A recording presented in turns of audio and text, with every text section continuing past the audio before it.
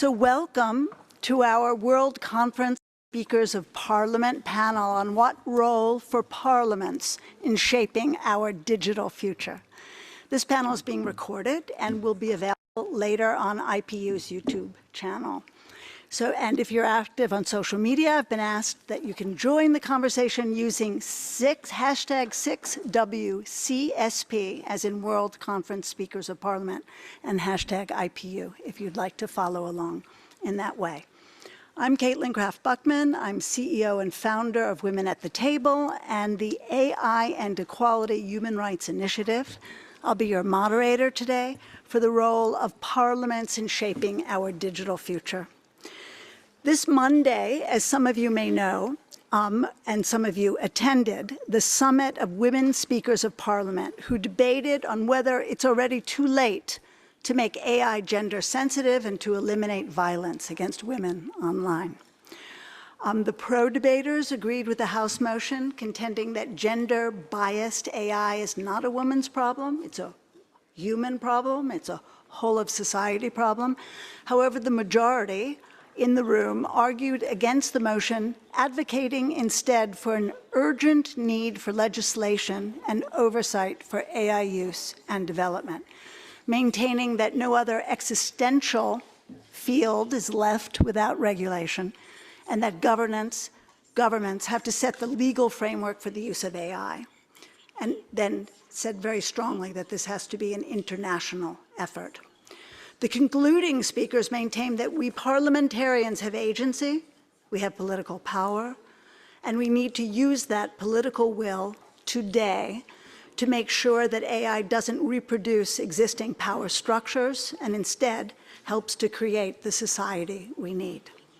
So in that debate on Monday, the consensus was clear that the need for legislation is critical if AI is to fulfill its promise and lift us all.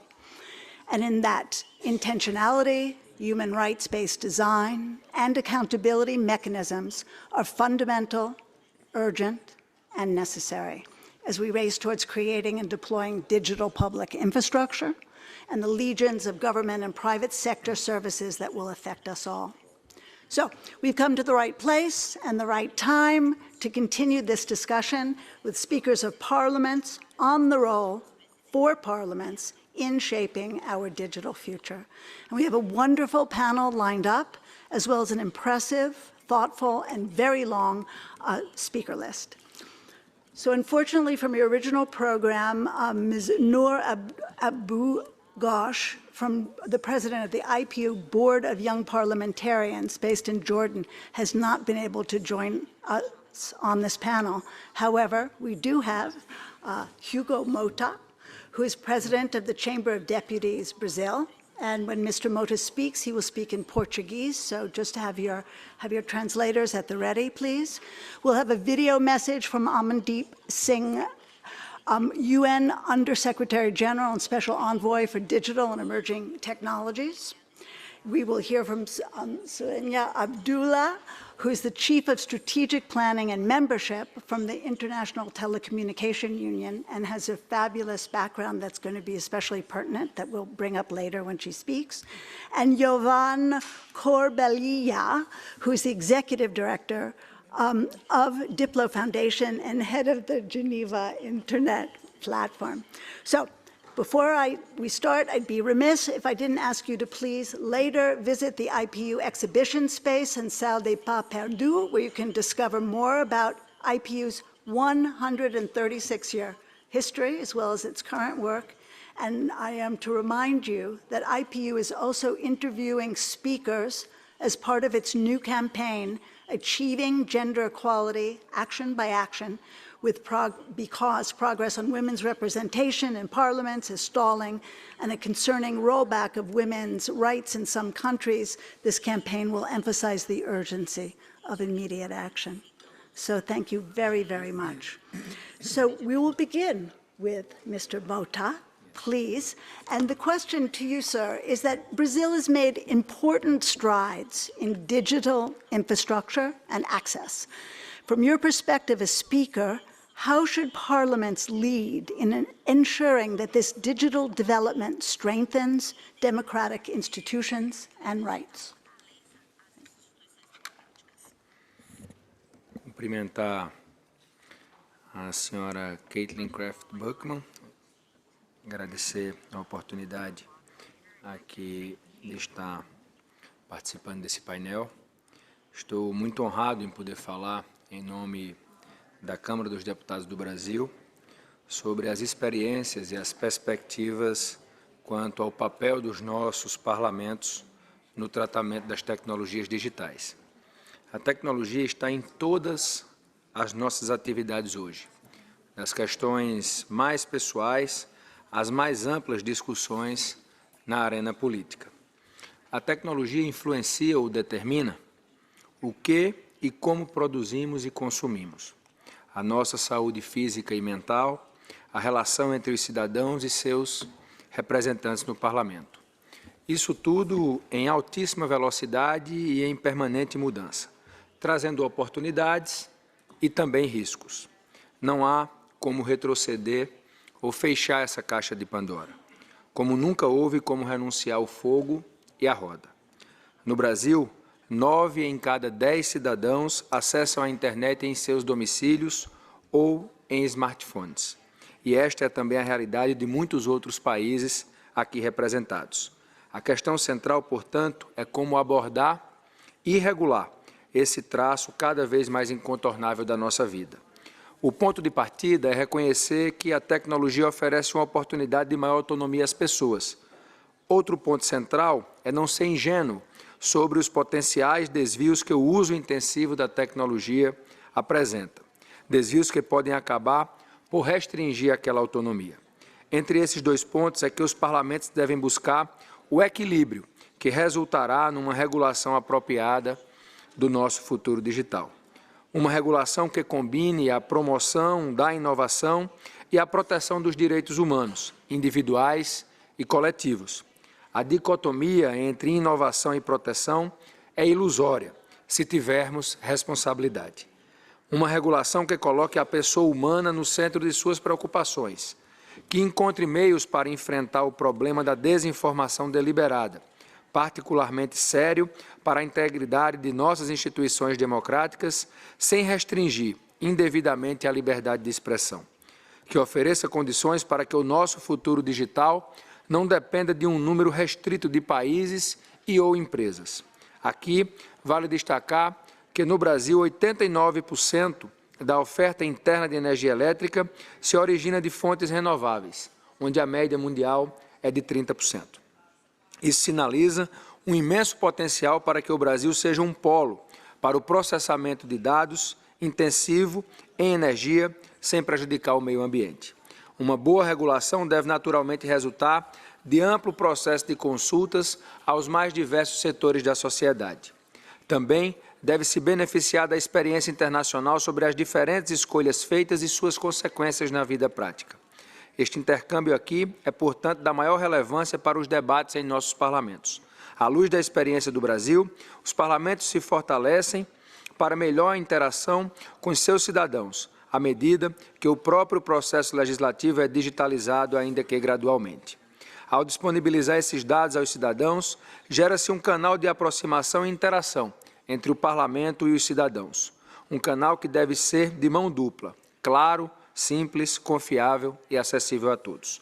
Também é muito importante valorizar os dados que os parlamentos produzem e aqueles que recebem de seus cidadãos. Esses dados são cruciais tanto para as nossas decisões quanto para a nossa relação com os cidadãos que estão imersos numa sociedade de dados.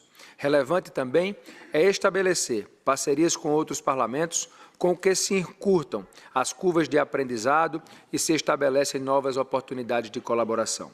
Aqui, destaco a satisfação da Câmara dos Deputados do Brasil em ser um hub de inovação em ciência de dados, no âmbito do Centro de Inovação da União Inter-Parlamentar.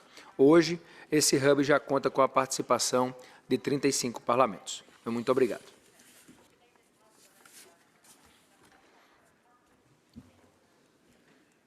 And thank you very much, Mr. Moda. So it's very, I'm sure the themes that you've brought up of innovation in tension with protection, and also a human rights-based approach are all going to be things that we will wind up hearing very much and be teased out throughout the panel. But Brazil has very interesting legislation that's in Parliament. So how have you approached AI-related policymaking, and what are the lessons that might be shared with others? A Câmara dos Deputados do Brasil tem buscado estar à altura dos desafios das mudanças tecnológicas, ambientais e políticas do nosso tempo, sempre atenta à promoção dos valores democráticos, da sustentabilidade e da centralidade da pessoa humana. Vivemos uma era de intensas mudanças e turbulências. A inteligência artificial, a automação e a digitalização remodelam, de forma simultânea e acelerada, os fundamentos sobre os quais se assentam nossas economias e nossas sociedades. Por isso, o Parlamento brasileiro tem procurado ser um protagonista na construção de marcos regulatórios que equilibram inovação com responsabilidade e liberdade com proteção. No caso da inteligência artificial, a Câmara dos Deputados está em estágio avançado de análise de projeto de lei já aprovado pelo Senado, que estabelece o marco legal da inteligência artificial no Brasil. Criei uma comissão especial para examinar o assunto na Câmara, como forma de permitir o mais amplo debate com a sociedade civil e todos os atores relevantes. Espero que aprovemos a versão final da lei até o final deste ano.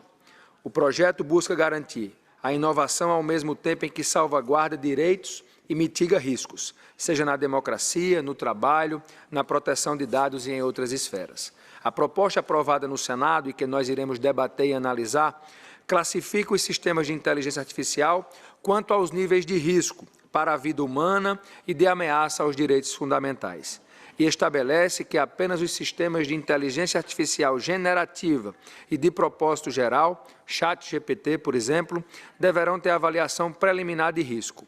Para os demais casos, a avaliação prévia será facultativa. Além disso, o texto proíbe sistemas que tenham o objetivo de produzir e disseminar material que represente abuso ou exploração sexual de crianças e adolescentes. O projeto aprovado no Senado também trata de direitos autorais no desenvolvimento de sistemas de inteligência artificial. Caso obras sejam utilizadas no desenvolvimento de sistemas de inteligência artificial comerciais, o titular terá direito à sua remuneração. Além desse projeto, a Câmara dos Deputados também está deliberando sobre propostas específicas para a proteção de crianças e adolescentes, prevenção de crimes com o uso de inteligência artificial, promoção do uso consciente das tecnologias digitais, definição de parâmetros sobre a titularidade de invenções geradas por inteligência artificial. Muito obrigado.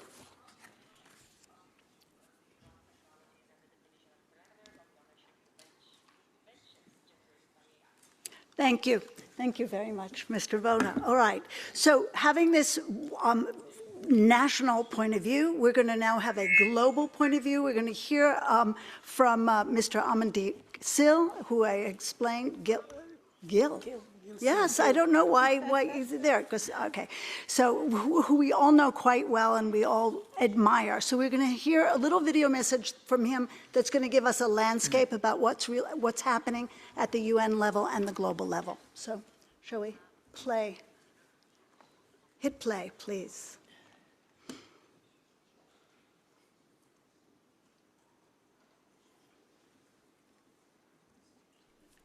Mr. Secretary General of the Inter-Parliamentary Union, Excellencies, ladies and gentlemen, I'm pleased to be with you today. The question, what's the role for parliaments in shaping our digital future, is an important one, and the answer is clear: a crucial role. Parliaments and parliamentarians have the opportunity and responsibility to ensure that the exponential pace of digital development contributes to the public good. It's important that constituents and all people can navigate online interactions safely. This means robust protection of their fundamental rights, privacy, freedom of expression, and broader economic and social rights. Parliaments can create an enabling environment for AI to support growth, establish governance frameworks that set standards for technology and AI that serves humanity, direct government actions towards closing persistent and emerging digital divides, not only connectivity, but also in innovation and data. As you do so, I encourage you to make international cooperation and partnerships central to your approach. The adoption of the Global Digital Compact by world leaders last September sent a clear message. Digital cooperation is urgent, necessary, and a key element of international relations. The Compact is your compass, a guide to navigating the most urgent societal issues related to digital technologies. It includes commitments across 5 critical areas. 1. Closing digital divides, including efforts to upskill people, connect all schools to the internet, and boost investment in digital public infrastructure. 2. Building a digital economy as a foundational pillar of society, where public-private partnerships promote development and small and medium enterprises integrate digital tools. 3. An open and safe digital space where human rights are protected and trust is promoted. This means an internet with strong multi-stakeholder governance, where children and vulnerable groups are protected and there is accountability for harmful content and practices. 4th, data as the engine of today's world, including commitments to strengthen data protection and data governance and to better use data for policy making. 5th and finally, artificial intelligence, a general-purpose technology shaping all sectors of our economies and lives. The Global Digital Compact calls for international coordination and cooperation, for instance, by creating an international scientific panel on AI to provide experts guidance on risks and opportunities, and a global dialogue to make sure all countries and all actors have a seat at the table and set together the rules of the road for AI. The compact, set for review in 2027, is a call to action for governments and stakeholders at all levels, and implementation is already underway.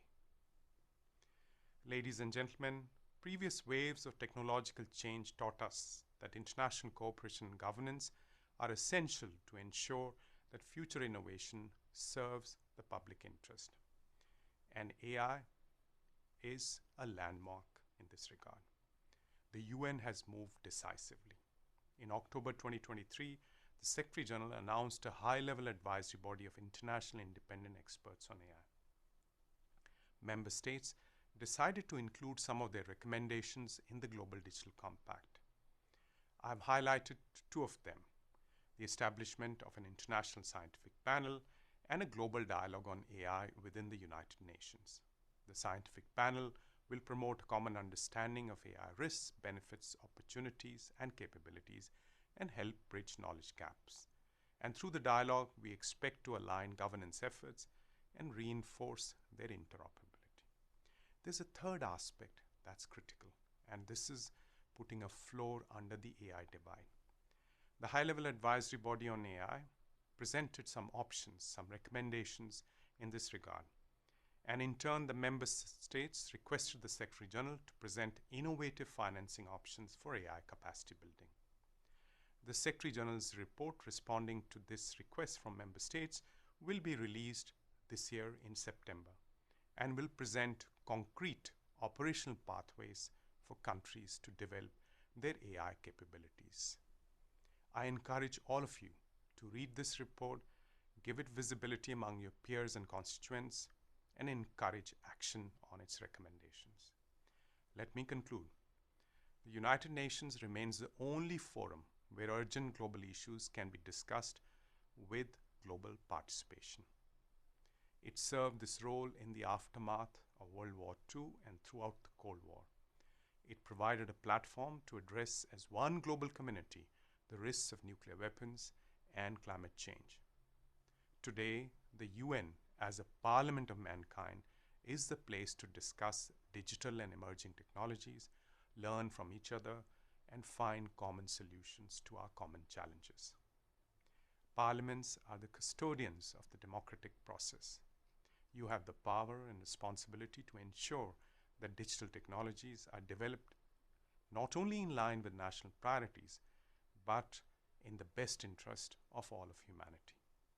Let's work together for a digital future that's open, sustainable, fair, and secure for everyone. Thank you. Mr. Thank you Secretary very General of much, the Inter-Parliamentary Undersecretary Union, General. Excellencies, So ladies as and we're gentlemen, talking I'm about pleased to be with you international today. partnerships and international Question, collaboration, I what's the can't think of a role better Parliament next in shaping speaker our digital future than is our an important colleague, one, and the answer is Madame clear. Sulyana Crucial role. Abdullah. I'm having such a hard time with Parliaments and only parliamentarians people I have the really know opportunity very well today. That's to my, ensure and I exponential apologize, pace my of digital friends will development forgive me, who has a very, very fabulous background, not only as the head of strategy at ITU, but also as a former regulator in Malaysia. This means So, robust protection of their are there fundamental 2 or rights, 3 things going on? privacy, There's lots of different languages I'm hearing all at once. and So, broader my economic question to and you social rights. is, given the rapid pace of Parliaments digital can innovation create and an the enabling environment lag for that AI we all know in regulatory response, governance what kind of frameworks that set capacity standards building for is technology, needed for policymakers AI to that keep serves up humanity, and to govern efficiently? direct government actions towards closing persistent and emerging Well, thank you very much for that rights, question, not only Caitlin. connectivity, Like you, I do hear but also various in voices innovation around the and room. data. But okay, so As you're you do asking me so, about I how, encourage you to make international cooperation what kind of with capacity partners building is needed for central policymakers to keep up and govern effectively. The Now, adoption of the Global Digital really, it Compact would by be, world leaders and last you would know this September better sent than a me, clear message. honourable parliamentarians, that for you to understand the technologies better and to get that capacity, it's not really about becoming engineers, but to be able to pinpoint where the issues are, and for you to be able to strike that balance that's needed in legislation. And also to understand the impact of these technologies on consumers and on your nation's growth. So trying to regulate new and emerging technologies is really like trying to catch the Pokemons. You know, they've been released, they've escaped. And so now it's a question of how do you keep them back in the box. But we also realize that in some instances, you don't need to regulate. You need to keep observing. And as long as you have other regulations in place to ensure that consumers are protected, you can choose not to regulate to allow that technology to develop. So parliamentarians also need to know when not to regulate, and that's equally important. So our recommendations at the ITU for parliamentarians is to focus on these 4 main capacity pillars. First, the digital and technical capacity at the leadership level. And as I said, you don't need to be engineers, but you should have an understanding of societal, security, and rights-based implications of emerging technologies. It's only going to get more complex from now on. We saw how complex it was 10 to 15 years ago with the over-the-top services, the social media, the streaming services, and others in that era. And now with AI, it's just going to get more complex. So secondly, it's the interdisciplinary capacity. So it's not just about technology. It's also about ethics and laws and economics and human rights, as what USG Gill was saying just now. So it will be great if, lawmakers have this deep understanding of how these digital systems, especially moving forward, can affect society, particularly the marginalized groups. Another area is foresight, scenario planning, to monitor technology trends and assess regulatory impacts before they become urgent. So this proactive approach will enable more coherent, timely, and anticipatory policymaking. And finally, collaborative capacity to make sure that regulatory efforts are aligned and they are interoperable, not just across borders, but more importantly, amongst the other hands and the other parts of governments in your own country. And for this, we really recommend engaging regularly with the industry, the academia, civil society, and the international community. Now, these themes were brought into focus during the high-level dialogue which ITU co-organized with the IPU at the recent World Summit of the Information Society's 20th anniversary high-level event in Geneva 2 weeks ago. And the discussion emphasized that parliamentarians need a deeper understanding of emerging technologies to make informed decisions. So inclusivity, equitable access. These were highlighted as areas where parliamentary leadership is essential. And in fact, IPU and ITU are working towards a capacity building program for parliamentarians. However, meanwhile, when you have some time, go into a search engine and search for ITU Academy and the AI Skills Coalition, because we offer a selection of online, face-to-face, blended courses which are complementary. And anyone can avail themselves of these courses, from basic skills, cybersecurity, internet governance, spectrum, smart cities, you name it, and AI. The Skills Coalition, the AI Skills Coalition, we launched in January this year with 20 partners. We have 50 now. And they have given us some courses that we've aggregated, and you can take these courses as well at no cost. So it's great for you and your teams, perhaps, to avail yourself of all this. I guess that answers the question about capacity. Caitlin, thank you. Yes, and I'd like to ask you a follow-up question from your point of view, perch as a regulator. I'm going to just throw something at you that we had discussed before we started, which I thought was fabulous, about those 3 A's, about what you felt a really good legislation should have so that regulators could do their job. Okay. So we're talking about an environment where the Pokemons have been released, and technology very often, takes sway over regulation and protective measures. The 3 A's that Caitlin is talking about are A, agility, the need for speed and coordination. B, adaptability, for really concerted efforts to change things over time to be able to deal with the situation. And 3, it's anticipatory. So 3 A's, because you need to anticipate what's going to happen next. But if you can't, you have to build the need for anticipation into the legislation. Now, I also mentioned that parliamentarians look at laws, and you rarely look at regulations because these are subsidiary laws, and they don't come to the full House for debate. But the role of parliamentarians in regulation is no less important, because you are the ones that we look to make sure that that balance is achieved, to make sure there's oversight and there's accountability. So when you come into Parliament and you question, that's where we really count on you. And for you to build in the need for these 3 A's, agility, adaptability, and the need for being anticipatory, into the legislation allows regulators to then come up with the regulation to deal with a situation. And the situation is not often negative. It's about allowing your consumers and your citizens to really benefit from the innovation that's going on in the technical space now, the AI applications and solutions. How do you, A, protect them? How do you keep the bad actors out? How do you assure that, investors, that it's a good environment? And finally, how do you create that innovative or that landscape, that enabling landscape for innovation? So that's why the 3 A's, and hope I answered that correctly. I think it's fabulous. I'm memorizing that, and I really think it's really wonderful that it would have agile legislation, because that's exactly what we need. So agility, adaptability, anticipatory, right? That's like all the foresight work that I know that all of you do. So now we're going to go to my colleague, Jovan here. And I'm going to ask you, you've long worked, many of you I'm sure know my colleague, based here in Geneva. You've long worked at the intersection of technology and diplomacy. And in your view, what role can parliaments play in shaping the global norms around the internet and AI governance? Thank you, Kathleen. Good afternoon. I don't have a prepared statement, but I'll tell you one story from my life. A friend of mine wanted to join politics from one European country. I won't mention the country. And he asked me in his campaign what he should focus on. It was 5 years ago. And I told him, go for digital. AI, it was in the early days. And he won the elections, not because of my advice, but because of other things. But then he started calling me and say, hey, my constituency is asking me, you encourage us to establish YouTube business, and one of his person from constituency, his YouTube business was disconnected without an explanation. He tried to get justice, but he didn't have a tool. And then he called the parliamentarian friend of mine, and he said, hey, can you do something for me? You're my representative.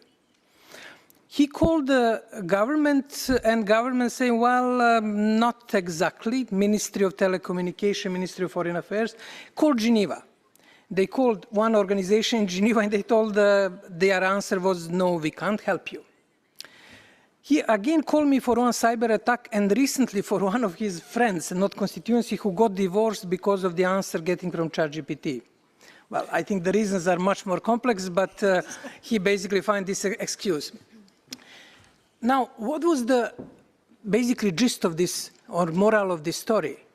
We don't have the tools, national or international, to deliver on the core of the social contract. Social contract is very simple.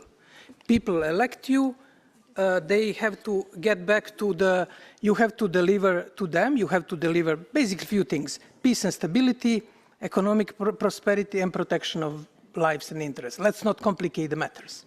And we cannot deliver in digital field. Now, interestingly enough, in his country, there were laws. I got curious. There were laws, but they couldn't do anything. And what are the key questions? And with that, I will close. The first question is, are we answering the questions by our citizens, companies, communities? The answer is no. Short of few countries, 2 or 3 countries, big countries with big markets, other countries cannot answer. Second question, should we answer? I said, yes. It's our not only political, but I would say moral obligation to deliver on the promises that we gave as a political representatives. And third point, and I will bring all points together, is can we do it? I think so, we can, but we have to increase capacity and understanding what is, for example, AI. And frankly speaking, it is not as mysterious as we were told. We were told that it's almost like a magical realism, almost like from Marquez books. No, AI is much simpler. And one of the reasons that there is a huge confusion, and at my organization, through AI apprenticeship program, we try to explain to diplomats, parliamentarians, and others that AI is ultimately the question of protection of our knowledge, protection of our dignity, and basically realization of our potentials as individuals, companies, and countries. There is no mystery about that. And I would like to close with strong endorsement of what Amandeep said and what you indicated, you, Kathleen. Capacity building and awareness building is the key. That tomorrow when big companies come to you and try to sell you grand story that you cannot avoid, that you ask a few questions. What it is about? Where is my knowledge stored? Can I preserve my intellectual property? Very common sense questions, and I think it's a critical challenge. Do you want to ask the follow-up question? No?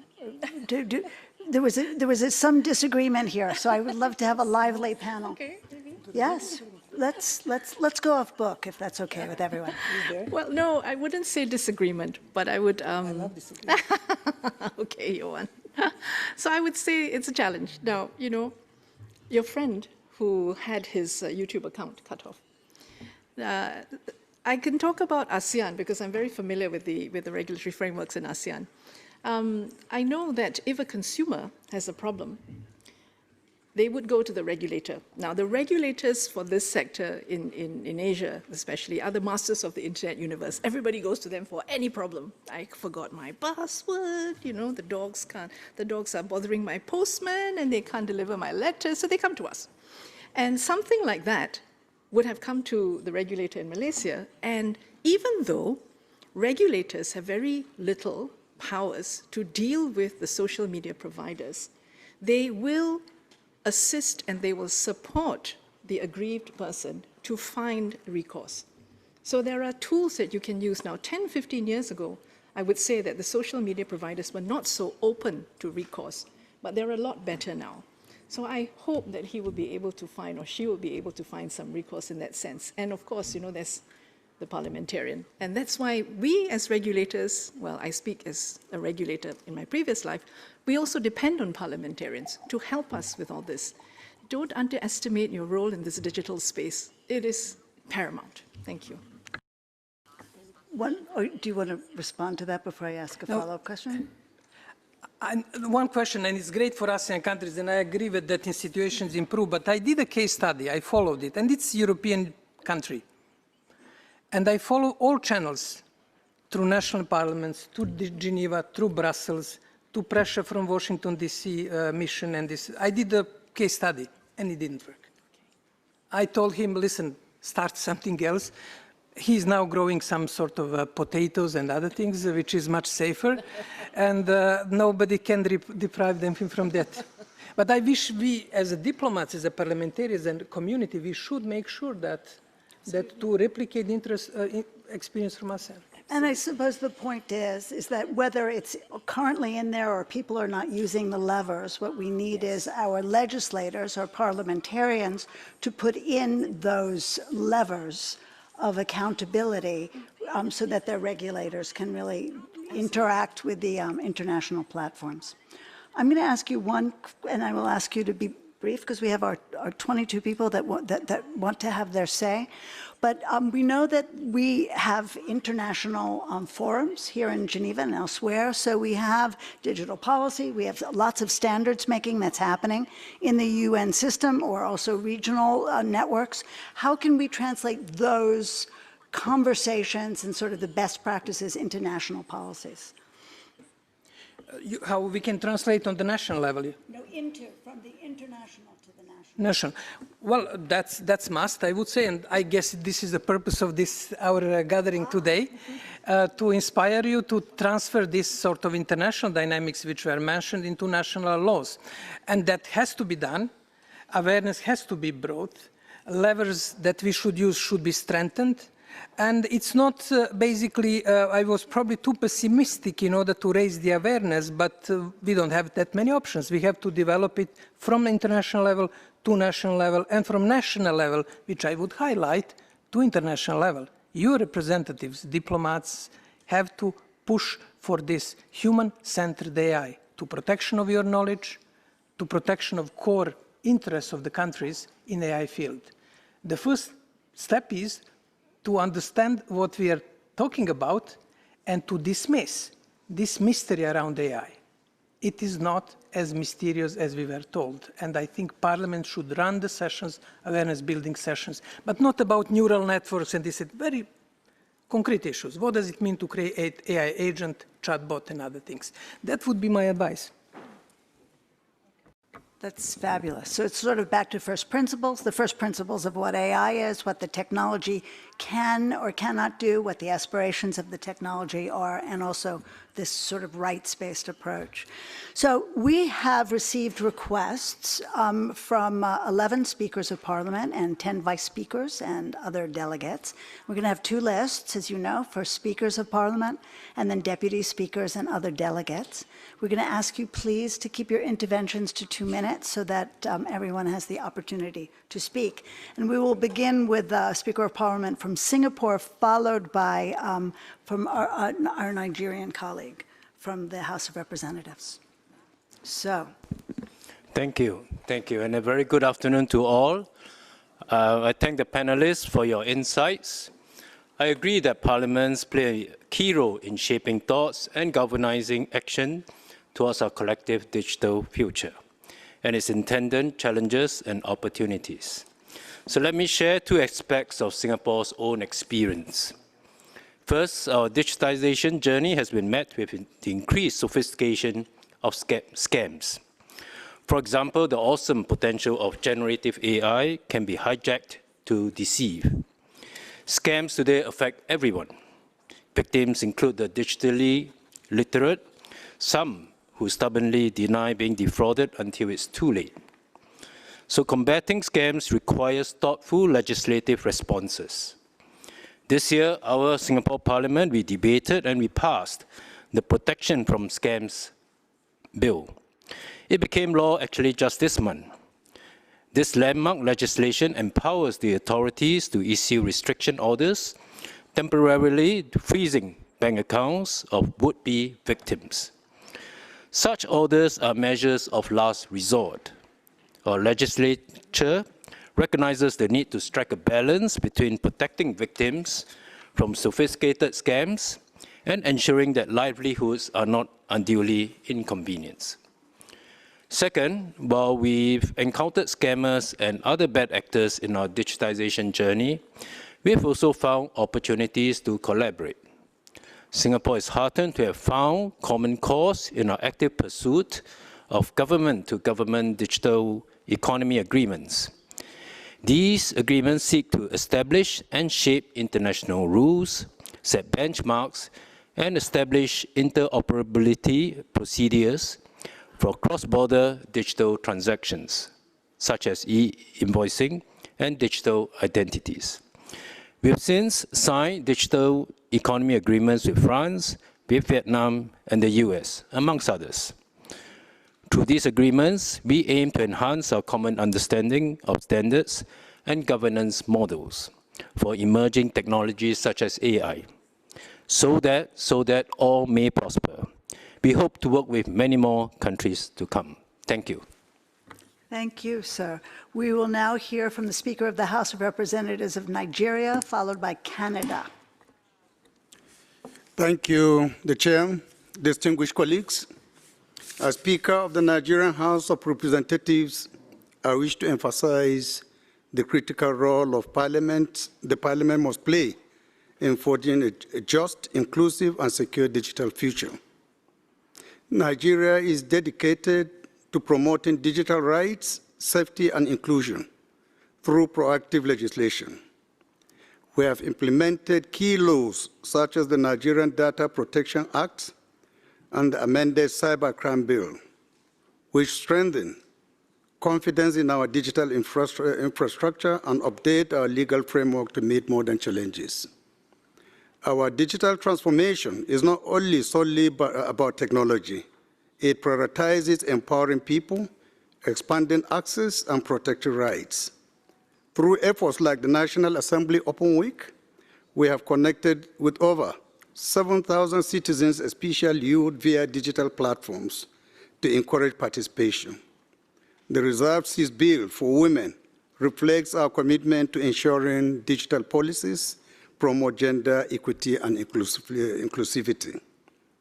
Africa must not remain a passive recipient of foreign technologies or a laboratory for digital trials. We must actively shape the global digital landscape. Nigeria is proposing establishing a global parliamentary forum on artificial intelligence to foster collaboration among parliaments on AI governance, craft ethical guidelines that uphold human rights, and create shared accountability frameworks. I urge my colleagues to seize this opportunity. Let us transcend routine oversight and become forward-thinking legislators who advocate for digital governance rooted in equity, justice, and human dignity. Thank you. Thank you, sir. Now we'll hear from the Speaker of the Senate of Canada, followed by Zimbabwe. Colleagues, sorry. Starting over again. I am honored to be here with you to add my voice to today's important discussion on our digital future. I believe that we share a collective responsibility to regulate our digital future without stifling innovation, and this must begin within our parliaments. Recently, Canadian AI expert Professor Yoshua Bengio stated before our House of Commons committee that, and I quote, "Artificial intelligence has the potential to generate considerable social and economic benefits, but only if we govern it wisely rather than endure it and hope for the best." End of quote. His words illustrate the urgent need to regulate the potential harms and benefits of AI technologies. As Speaker, I have made AI a key priority and engaged with parliamentarians worldwide on this issue. Many parliaments are exploring how AI can support their work. In Canada, the Senate and the House of Commons are actively implementing frameworks to regulate AI use in their administrations. Both chambers currently employ AI-based systems for automatic translation and document summarization, to name a few. The Canadian experience suggests that AI can enhance parliamentary work. I therefore agree with Professor Bengio's statement that AI holds tremendous potential for social and economic progress, but only if governed wisely and endured passively. It is our duty to lead carefully and ensure AI benefits everyone. Thank you. Thank you, Madam. Now we'll hear from the Speaker of the National Assembly of Zimbabwe, followed by Belgium. I'm here. Thank you, moderator.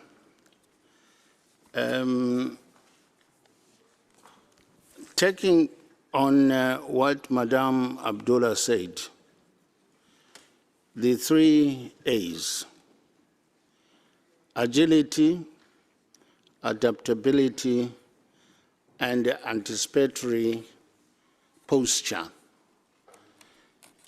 in trying to come up with good legislation. Now, problem number one, you have a question of failure to get a template on what type of AI legislation must be in place. The European Union have tried that, and still there are shortcomings. UN has also tried. The template doesn't seem to come out clearly because of those 3 factors. The other is the level of capacity by members of parliament. Members of parliament, at least in my country and generally in Africa, come through a vote, democratic vote. There are no professional or academic requirements to enter parliament. So the levels of capacity building are quite demanding in order to bring up to speed the understanding in terms of those 3 principles, 3 A's. And then, of course, you have got the question of internet penetration in Africa. Generally, is hovering around 46%. Reason being that you do not have a supply of energy in all the corners of your country. Now, without steady supply of energy, there's no way you can successfully have highest degree of internet penetration. There's no way in which you can reach out in terms of application of AI. And then you have the question of number 3, where you must have the whole government approach. You see, Parliament can have its central base, but you must have AI platform that links to the whole of government and also link up to the private sector. These are the synergies that are very problematic. And in Zimbabwe, we are now trying to put up a committee. We will call it a committee of the future, to work with our identified universities that are keen on research, AI research and its application. It is our hope that through these endeavors, we should be able to catch up in the application of AI. But AI is unstoppable. We just have to be up to speed in spite of the challenges that we face. I thank you. Thank you, sir, very much. Oh, I wish we had so much more time because we all have a lot to say about your wise remarks. I now pass the baton to the President of the Senate of Belgium, which will be followed by Iran. Yes, many thanks for giving me the opportunity to share a few words. As a former university rector president, I would like to comment on one aspect of the connection between AI and education. So AI brings, of course, new opportunities, but also raises pressing questions. What are the risks, and are we truly prepared, in particular for students? As of today, only 15 countries in the world have incorporated artificial intelligence learning objectives in their school curricula. So this figure was reported by UNESCO and shows the extent to which education is lagging behind. Our responsibility as parliamentarians is clear: to support education policy that integrates AI education starting from primary school. Students should receive fundamental training to ensure the effective, ethical, critical, and responsible use of generative AI. So in Belgium, several initiatives are already underway, from teacher training to student awareness campaigns. But these initiatives still need to be integrated in a more coherent long-term strategy, as it has to be in many other countries. Artificial is not something we have to accept uncritically. It demands scrutiny, understanding, mastery, and responsible use for everyone's benefit. And this starts with the education of our children, of our grandchildren, of all our students with education. Thank you very much. Thank you.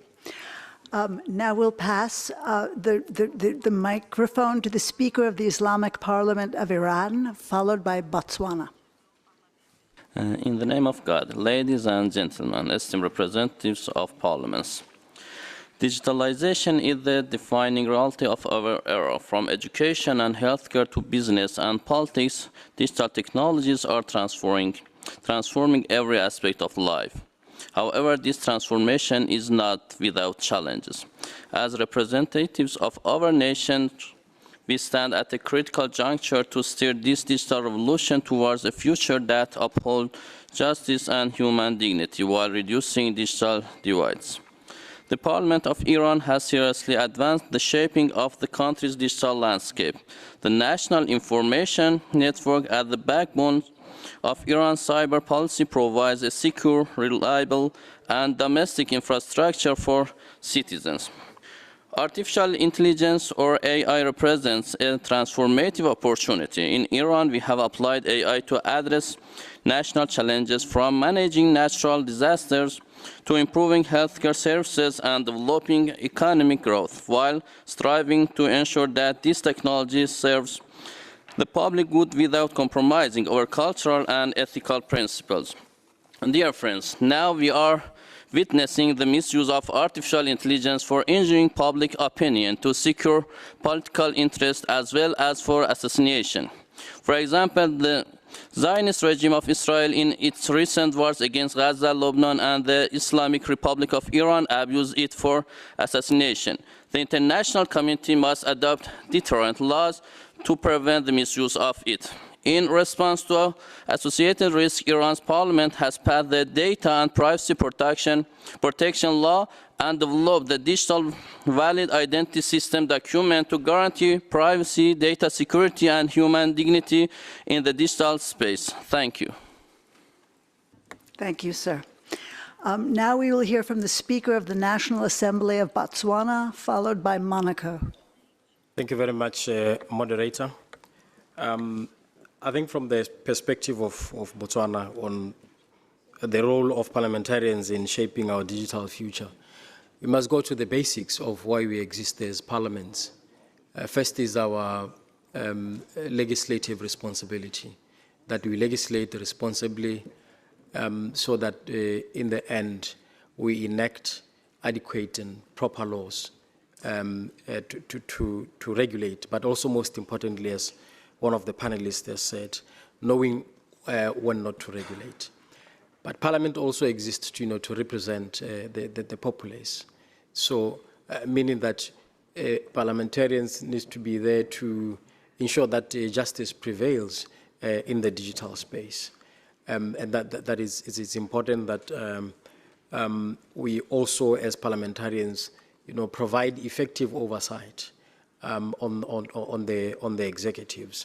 I mean, you look at the United Nations reports that 2.6 billion people, which is over a third of the world's population, lack internet access. And 90% of these individuals live in developing countries. So it's important that as parliamentarians, we ensure that there's a bridging of the digital divide to ensure that no one is left behind in this digital marathon that now it's moving at a supersonic speed. So it's very important that this digital divide is bridged. Data is quite expensive in developing countries.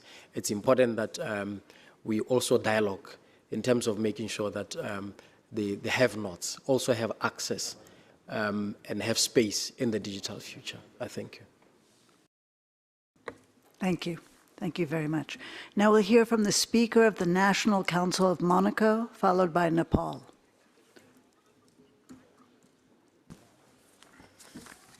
Thank you, dear colleague. Sommes-nous déjà dans le monde qu'Orwell décrivait en 1984? Une chose est certaine, l'ère du numérique qui envahit toutes nos vies est bien là. Le numérique offre des opportunités extraordinaires. Accès facilité à l'information, services publics plus efficaces, innovation dans l'éducation, la santé ou encore la participation citoyenne. Il offre des moyens de communication nouveaux. La justice elle-même évolue grâce au numérique. Les outils de démocratie participative en ligne permettent aux citoyens de contribuer directement à l'élaboration des lois ou la consultation publique en temps réel. Le numérique transforme clairement nos sociétés à une vitesse inédite et malheureusement certains esprits malveillants l'ont vite compris. Le dark web, les ransomware, les escroqueries en ligne, les cyberattaques démontrent la vulnérabilité de nos systèmes. Face à cette révolution, nos parlements ne peuvent pas être de simples spectateurs. Ils doivent être moteurs dans la construction d'un avenir numérique éthique, inclusif et respectueux des droits fondamentaux. Les risques de surveillance massive, le contrôle de l'information, la manipulation des masses, les atteintes aux libertés individuelles sont autant de dérives liées au numérique sur lesquelles Orwell nous alertait déjà alors même que son livre était publié en 1949. 75 ans plus tard, c'est à nous qu'il incombe de prévenir ces dérives. Par sa nature même, le numérique est transnational et rend impérative une réflexion et un encadrement législatif global, cohérente et durable. Chacun de nos parlements développe son propre cadre normatif, mais l'efficacité de ces régulations dépendra de notre capacité à coopérer et à harmoniser nos approches. Prenons l'exemple du règlement général de la protection des données, le RGPD. Bien qu'il soit européen, il a un impact mondial. De même, le Digital Market Act et la directive sur les services numériques visent une échelle globale. Si chacun de nos pays régule de manière isolée, cela créera des incohérences et des failles dans lesquelles les criminels n'hésiteront pas à s'engouffrer. Nous devons œuvrer pour une harmonisation mondiale de ces normes afin de garantir une régulation efficace et équitable. Cela suppose une législation agile, évolutive, mais aussi des mécanismes de contrôle démocratique renforcés. Le projet de règlement sur l'intelligence artificielle, quant à lui, est un pas dans la bonne direction, mais son efficacité dépendra aussi de notre coopération. Il en va de même à propos de la cybercriminalité, qui ne connaît pas de frontières. Sa lutte exige une coopération renforcée entre nos États, soutenue des accords internationaux comme la Convention de Budapest. En tout état de cause, soyons vigilants, prenons garde d'un danger tel que nos parlements n'ont jamais eu à en connaître au travers des dérives du numérique. Encore une fois, il en va de notre responsabilité d'être les promoteurs et régulateurs d'un numérique utile avant qu'il ne soit définitivement toxique. Je vous remercie. Thank you. Thank you very much. Merci. Now we'll hear from the Speaker of the House of Representatives from Nepal, followed by the Council of Europe, the Parliamentary Assembly of the Council of Europe. महामहिमज्यू, महिला तथा सज्जनविद, नेपालको सङ्घीय संसदको तर्फबाट तपाईहरू सबैलाई हार्दिक अभिवादन व्यक्त गर्न चाहन्छु। डिजिटल प्रविधिले संसदको कार्य सञ्चालनमा पारदर्शिता, कार्यकुशलता र जनसहभागिता अभिवृद्धि गर्ने महत्त्वपूर्ण अवसर प्रदान गरेको छ। अनलाइन प्रसारण, ई-संसद प्रणाली, डिजिटल अभिलेख तथा इलेक्ट्रोनिक मतदान प्रणाली जस्ता प्रविधिहरूले संसदको कामकाजलाई आधुनिक, प्रभावकारी र सबैका लागि पहुँच योग्य बनाएका छन्। आजका दिनमा विश्वका सबैभन्दा ठुला कम्पनीहरू प्रविधि क्षेत्रमै आधारित छन्। यसको अर्थ अबको युग प्रविधि बिना अघि बढ्न सक्दैन भन्ने हो। नेपालमा आधुनिक प्रविधिमा आधारित भएर निर्माण भइरहेको सङ्घीय संसदमा हामी कृत्रिम बुद्धिमत्ताको प्रयोग विधायन व्यवस्थापनमा गर्ने बारे अध्ययन भइरहेको जानकारी गराउन चाहन्छु। नेपालमा हामी हाल कृत्रिम बुद्धिमत्ता सम्बन्धी विधेयक र सामाजिक सञ्जाल सम्बन्धी विधेयकमाथि काम गरिरहेका छौँ। संसदहरूले machine learning, data centre, digitalisation, speech to text प्रविधिको अभ्यास गरेर संसदको कार्यप्रणालीलाई अझ प्रभावकारी बनाउन सकिन्छ। यस्ता प्रविधिहरूले जनसाधारणसँग संसदको सम्बन्ध अझ बलियो बनाउँछ। सामाजिक सञ्जाल र डिजिटल माध्यम मार्फत सांसदहरूले सिधै नागरिकसँग संवाद गर्न, उनीहरूको प्रतिक्रिया लिन र जनमतलाई नीति निर्माणमा समावेश गर्न सक्षम भएका छन्। तर गलत सूचना, भ्रमपूर्ण प्रचार, डिप फेक जस्ता प्रविधिको दुरुपयोगका समस्याहरू बढ्दै गएका छन्। संसदहरूको काममा प्रविधि प्रयोगसँगै डिजिटल साक्षरता प्रबन्धन गर्ने जिम्मेदारी रहेको छ। प्रविधि क्षेत्रमा बजेट वृद्धिलाई प्राथमिकता दिन अत्यन्त जरुरी छ। डिजिटल पूर्वाधार, साइबर सुरक्षा, इन्टरनेट साक्षरता र डेटा सुरक्षामा स्रोत सुनिश्चित गर्न सक्नुपर्दछ। तीव्र डिजिटल परिवर्तनको युगमा संसदहरू पछाडि मात्र लाग्ने नभई अग्रसर हुने संस्थाहरू बन्नुपर्दछ। आज संसदको शक्ति केवल शब्दमा मात्र होइन, डिजिटल पहुँच र जनविश्वासमा निहित रहेको विश्वास गर्दै आफ्नो भनाइ यही अन्त्य गर्दछु। धन्यवाद। Thank you. Thank you very much. Now we shall hear from the President of the Parliamentary Assembly of the Council of Europe. Thank you, Madam Chair. Dear colleagues, dear participants, when you go back home, I urge you all to read or to read again, if you have already read it, the Franz Kafka's book, The Trial. The story is old, but we politicians are becoming like Kafka's protagonist, judged and condemned without, in many cases, knowing why.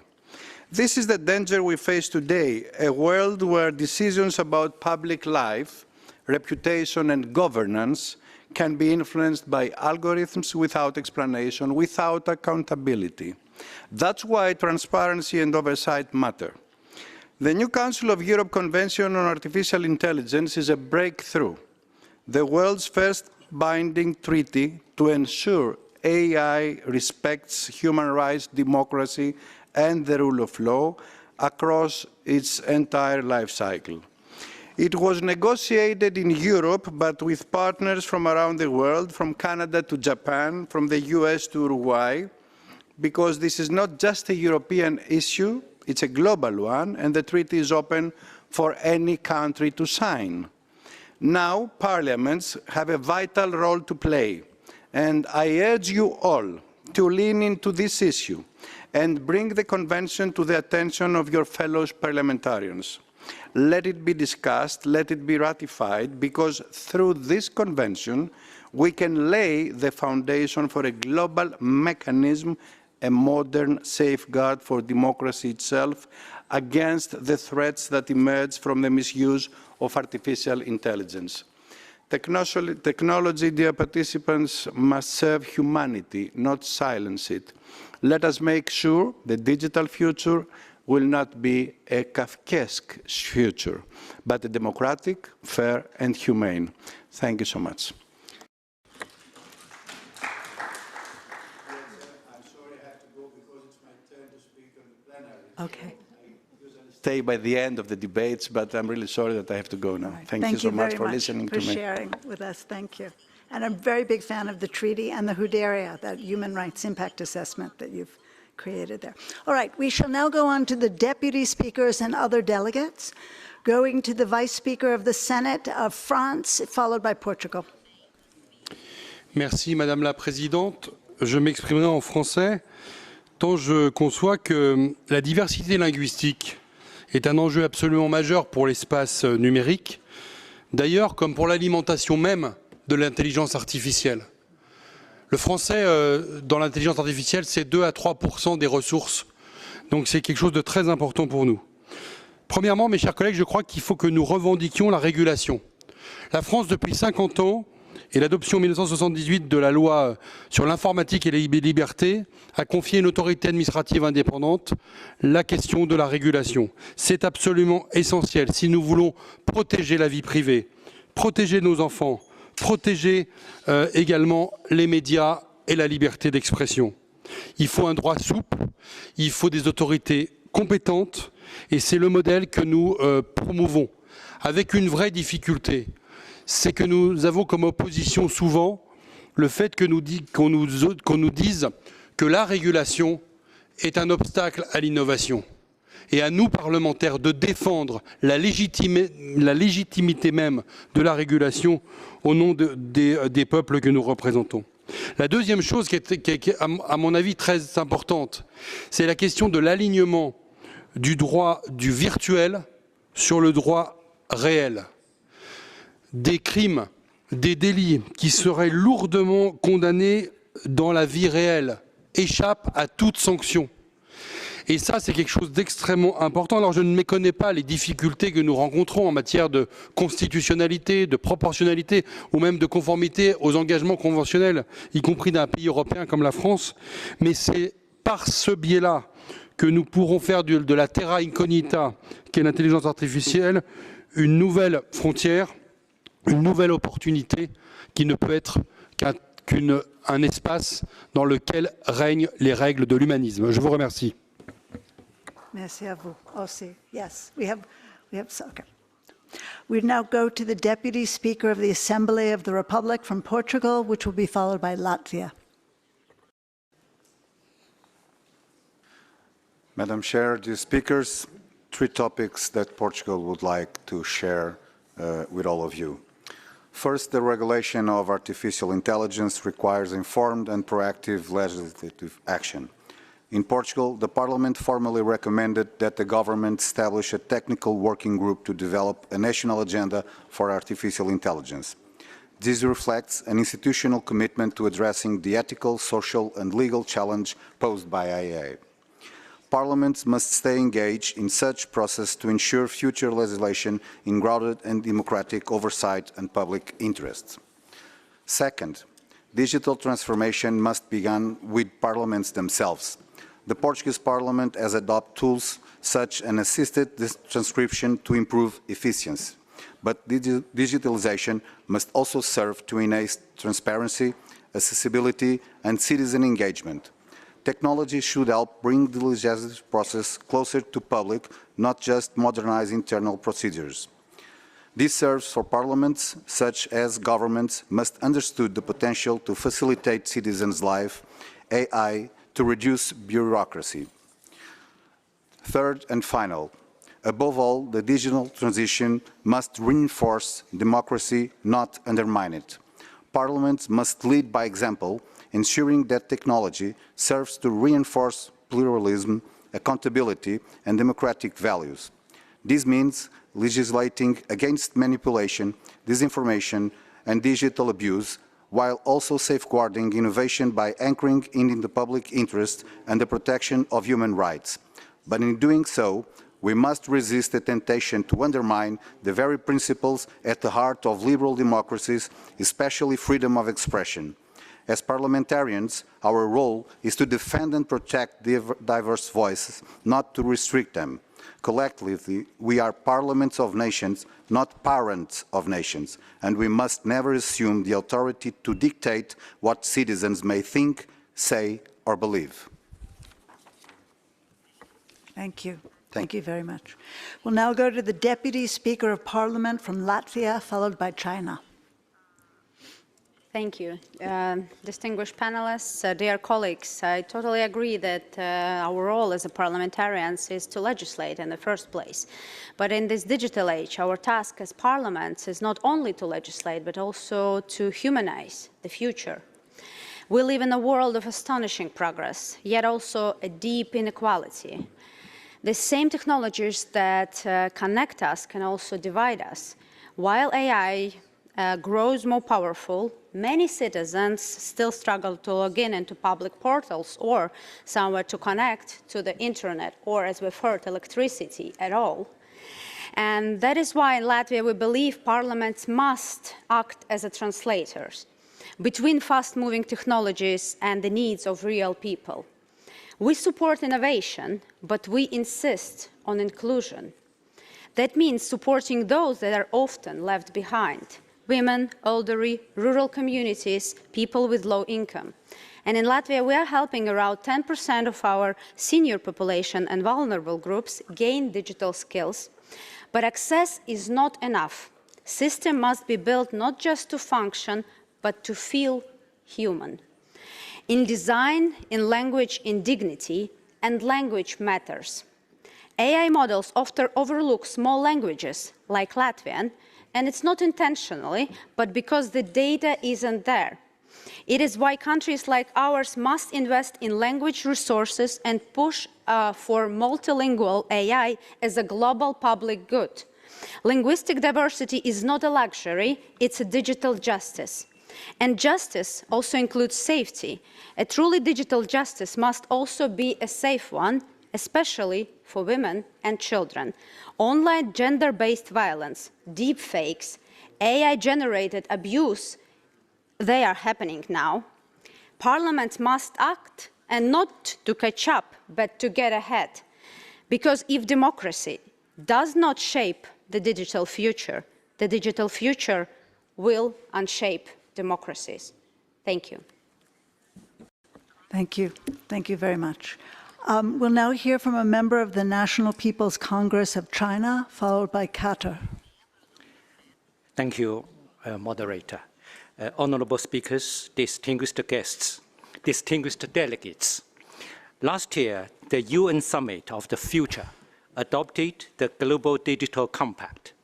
The Compact proposes measures such as formulating common standards for global data security, conducting global dialogues on AI governance, and intergovernmental negotiations, which are consistent with the approaches outlined in China's Global AI Governance Initiative and the Global Initiative on Data Security.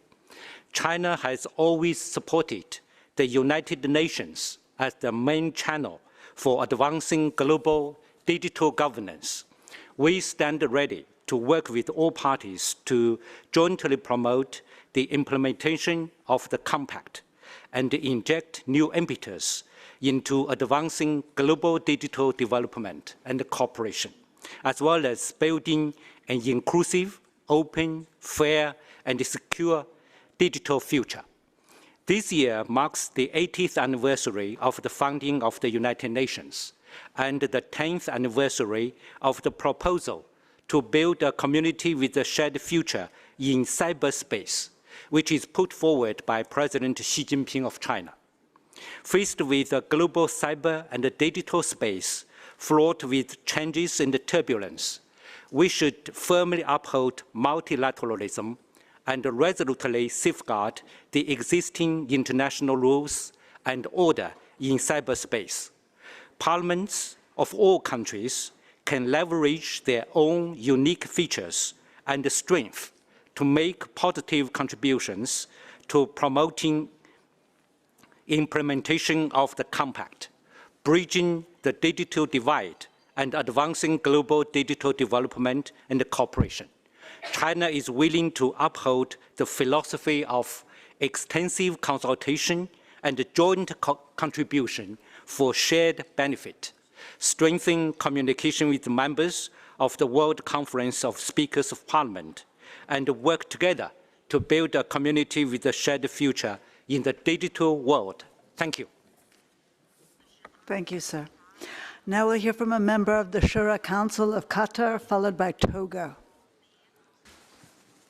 بسم الله الرحمن الرحيم. السلام عليكم ورحمة الله وبركاته. يسعدني أن أكون معكم في هذا المؤتمر الدولي المهم.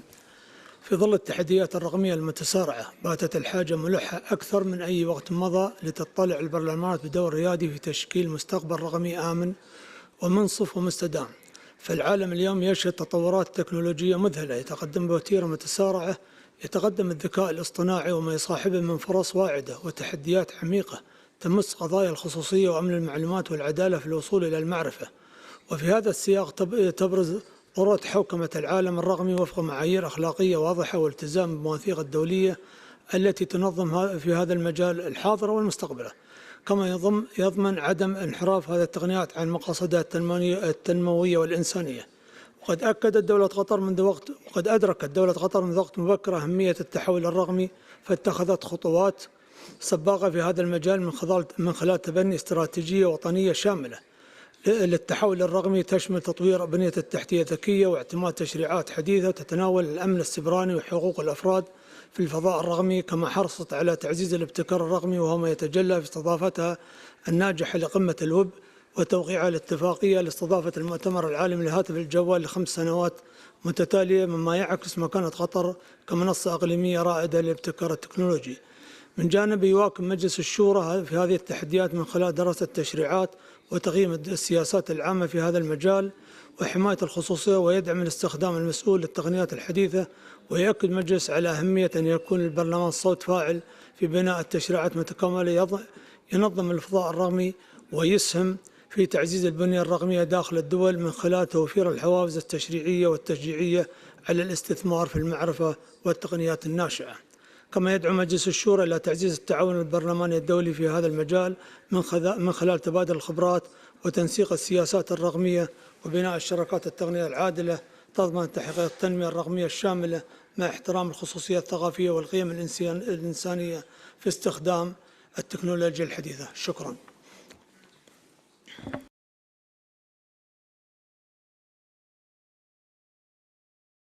Sir, I'm still listening to the translation. Thank you so much, sir.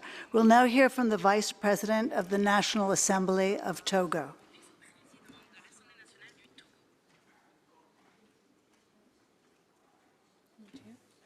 Madam?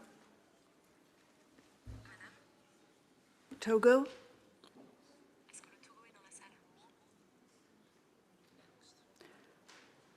All right, let's go to the next on the list, and we can come back if we must. We'll go to a member of the Arab Parliament, please, sir.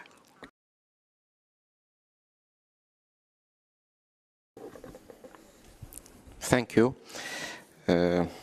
I hope that the translation will cope with me because I'm going to speak sometimes in English and sometimes in Arabic. So I hope they can keep up with me.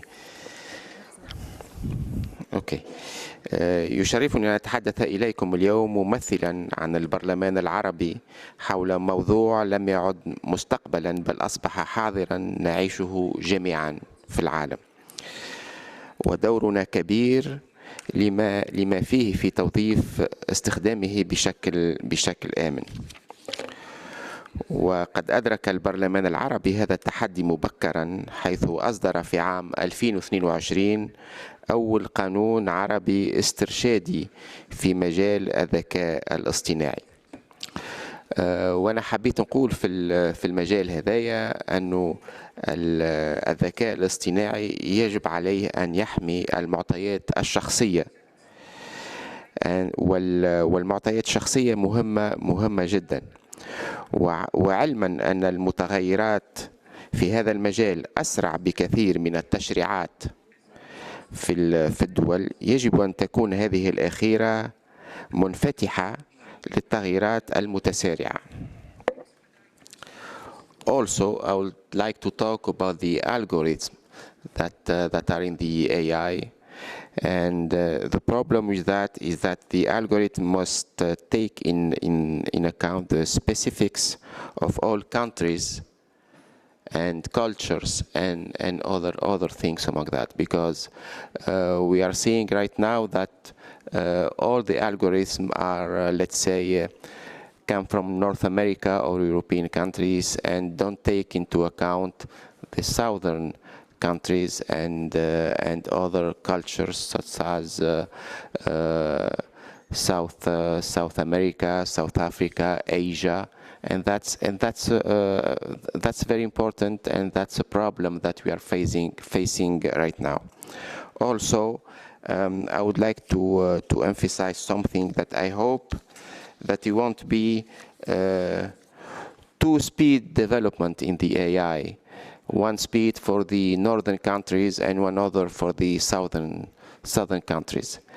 ولهذا أنا نقول لحظة فقط، ولهذا أنا نقول أنه إن شاء الله وإن شاء الله نكون أنا غلط، أنه نفس التكنولوجيات تكون نستعملوها في دول الشمال ونفسها في دول الجنوب، وأنه التطور يكون بنفس السرعة في دول الشمال ودول الجنوب، ليس كما هو الحال في عديد من القضايا الأخرى الموجودة حاليا في العالم. وشكرا.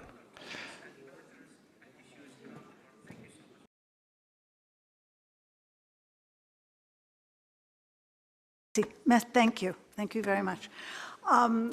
Now we shall hear from a member of the National Assembly of Namibia, who I didn't announce before because we're one country behind. Is Namibia here or Togo? All right. So we're going to go back to a regular, that concludes all of the speakers on the list who have asked to speak. We're very, very much, we have, oh, sorry, well, excuse me. So my apologies. So for Algeria, member of the People's National Assembly, followed by Pakistan, and then finally the Unite Parliamentarians Network. So Algeria, please. Will the member of the People's National Assembly. سيدة رئيسة زملائنا البرلمانيين، إن التكنولوجيات الحديثة والثورة الرقمية الغير متحكم فيها لا يشهدها عالمنا اليوم التي يشهدها عالمنا اليوم تحمل في طياتها تحديات جديدة وتهديدات للمجتمع. ومع وجود قليل من القواعد التنظيمية المتبعة لاستخدام الذكاء الاصطناعي، فقد حذر الخبراء من أن التطور السريع قد يشكل خطرا. وفي هذا السياق فإن الجزائر تسعى للدخول في دائرة البلدان التي تمتلك استراتيجية في مجال الذكاء الاصطناعي وبدأ تنفيذها منذ 2023. وبصفة عملية يتعلق الأمر بنشر جزء مهم مرتبط بتعميم الذكاء الاصطناعي. كما يتضمن المخطط الاستراتيجي الجزائري للابتكار والبحث حول الذكاء الاصطناعي عدة جوانب، من بينها تعميم الذكاء الاصطناعي كونه يرتبط بأعلام الجمهور وعصرنة المجتمع الجزائري.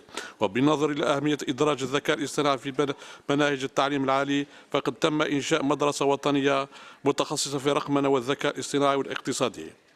ومواكبة للتنامي استخدامات الذكاء الاصطناعي تعود على عاتق المشرعين التكفل بتشريع القوانين التي ستحمي مجتمعاتنا والأجيال الصاعدة من مخاطر الناجمة عن هذه الاستخدامات. وللأسف الشديد فإن عالمنا اليوم يشهد تزايد النزاعات والأزمات متعددة الأبعاد، والتي تعود انعكاساتها على الأجيال الحاضر والمستقبل، مع تصاعد عدم الاستقرار وغياب السلم والأمن الدوليين. هذا الوضع الصعب يزيد من التحديات بخصوص الاستعمال العقلاني للتكنولوجيات الحديثة وعلى رأسها الذكاء الاصطناعي.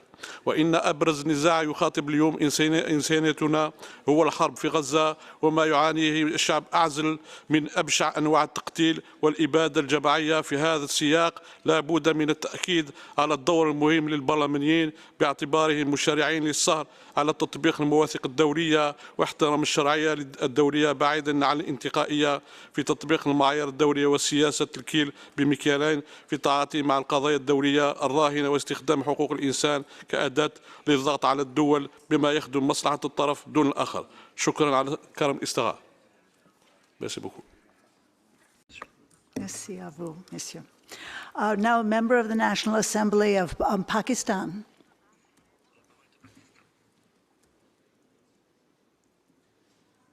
Added to the list, but no longer. We will go back. And now to the founder and president of Unite Parliamentarians Network for Global Health.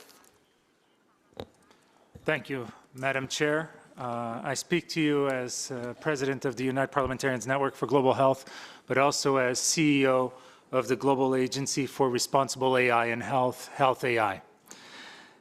The truth is, in a time when we are struggling to reach satisfactory levels of development when it comes to the SDGs, artificial intelligence represents the greatest opportunity for development that our generation meets.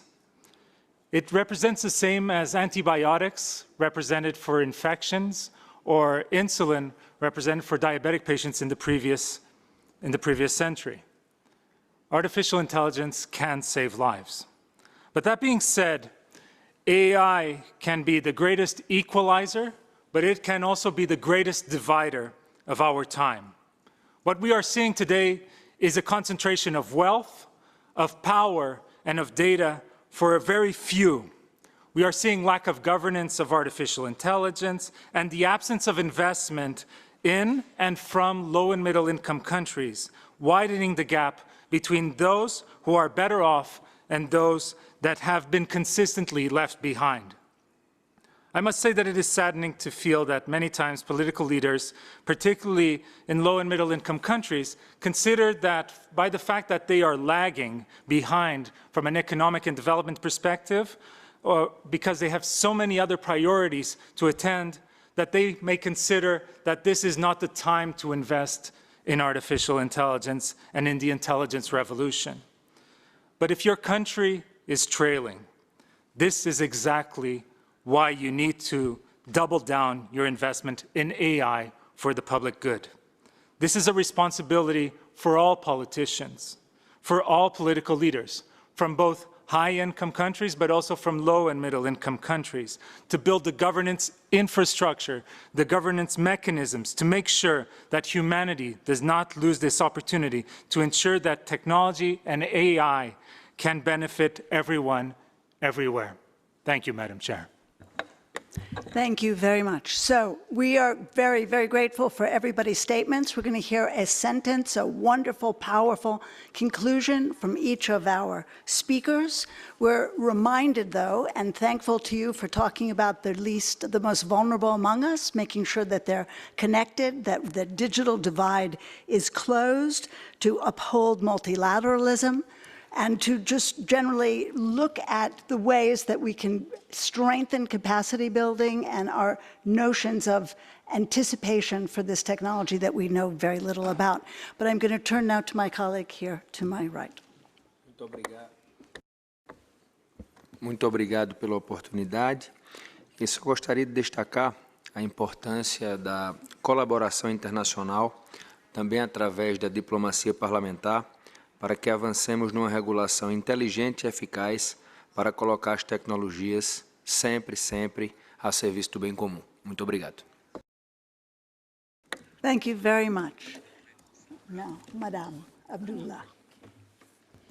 Thank you very much, Caitlin. I have the same thought as my fellow panelists, because ultimately it is laws and regulations which will help humanity navigate technology. This is a generational tool, AI, just as the internet was. And so international cooperation is the key. Thank you. Thank you. And now, Yovan. AI is about knowledge that defines who we are, that defines our dignity, and we should start governing it yesterday. The first step is to understand what AI is, and it is not as difficult, as complex as you were told. Thank you. I know that this is just one of many ongoing conversations. This will continue in many different, in your parliaments and back here in Geneva and elsewhere where you convene. There will be a meeting of Parliament dealing with the role of Parliament in shaping the future of responsible AI. There's an upcoming event that will happen in November. You have that there on the QR code, and so I wish you really the best to continue the conversations there. Thank you.